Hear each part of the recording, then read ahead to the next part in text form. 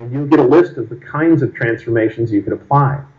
So you're not limited to just pulling a corner and having it resize it as if you were using the tool to begin with. And one of the choices I like to use in here is called Distort. I just press the right mouse button when I was in Transform Selection. Now I can pull each corner independently, so I'm not stuck with a perfect circle or oval. And that often makes it so I can be much easier with lining things up if I'm able to create. Now, usually I'd be zoomed in and I would make sure that this is right on there. But right now we're talking about concepts, right? It doesn't matter. We're not going to save this and frame it. So I'm not always going to make perfect selections. I'm just going to try to give you an idea, a concept that you can use later to spend more time with and make a perfect one. Okay? When you're done, I just press Return or Enter, and now I have my selection. So do you see how I took a basic selection tool and made it much more useful? So the main thing is, if you're used to transforming things, you're used to going to the Edit menu and going over here to Free Transform. Don't use that. If you use that, you'll transform your picture. Instead, go to the Select menu and choose Transform Selection. Then you'll be able to pull on it to resize it. But you can only resize it when you first get in there. If you want to be able to do other kinds of transformations, you press the right mouse button. I mainly use Distort, and then I can pull those corners independently. Okay? So does that make that basic tool a little bit less basic? Okay? Ben, can I make a request? Do you have mouse posay on? I don't. Do you mind Sure. turning that on? Thank you. Let's see if it works here. Spacebar, yeah. So, all right.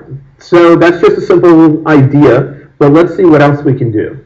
Now, let's say I need to add an area up here to this selection that we already have. Well, I might switch to a different selection tool. Since we're only talking about the marquee tool right now, I'll go to the rectangular marquee. And if I just make a selection up here, it usually replaces the one that already exists. You know, you're probably used to that if we use Photoshop a little bit. Choose Undo, and I can have it instead add to the selection that already exists. There's two general ways of doing that.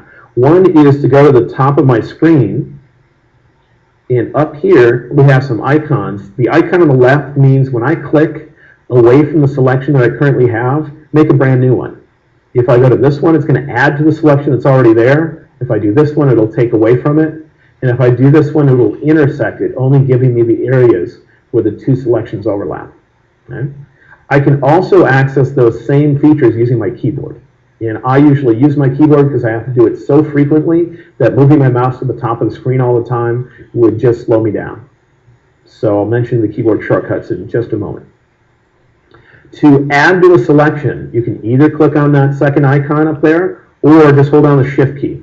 When you hold down the Shift key, you'll see a little plus sign next to your cursor, and you can click and drag to add. I can continue holding Shift and continue adding to my selection, and I can switch between different selection tools as well. But we haven't talked about other selection tools, so I'm not going there yet. To take away from my selection, I would hold down the Option key, which is Alt in Windows, and then I'd be able to take away. So let's say I want the middle of the sign to not be there, or I want this edge of the selection to not be there. So holding down Option is going to take away. Holding down both of those modifiers at the same time, Shift, which usually adds, and Option, Alt in Windows, which usually takes away, means give me the intersection of two selections, which means where they both overlap each other. So if I hold them both down, and then I just go across here like that, it says, look at where this selection overlaps the one that was already there. Okay? That's going to be overly useful. Let me give you an example. Let's say I really needed to select this sign and that globe. Well, there are many different selection tools I can use, but I find that oftentimes combining multiple selection tools together can be the fastest. So I'm going to click here and make a general selection around the area that I'm thinking about. In fact, let's just get the globe. Then I'm going to switch to a tool we haven't used yet, but most people have used at some point, and that would be the Magic Wand tool. The Magic Wand tool, when you click on it, selects based on color, and usually you just click and you get a selection. The problem is you're going to get a selection of a lot of stuff you didn't need. Choose Undo. I like using the Magic Wand tool to take away